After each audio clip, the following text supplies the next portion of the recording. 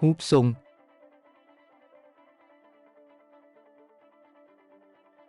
วง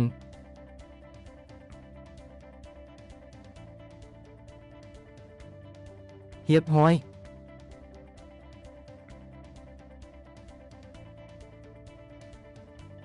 สามเหลี่ยม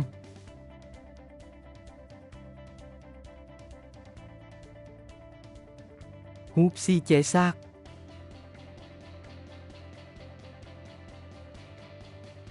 เพชร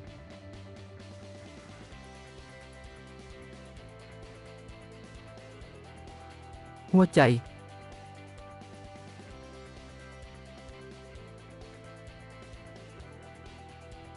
ดาว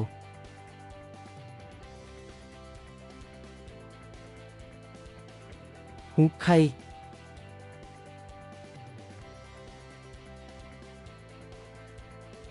ห้าเหลี่ยม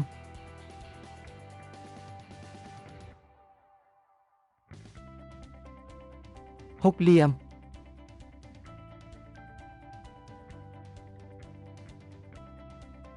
แปดเหลี่ยม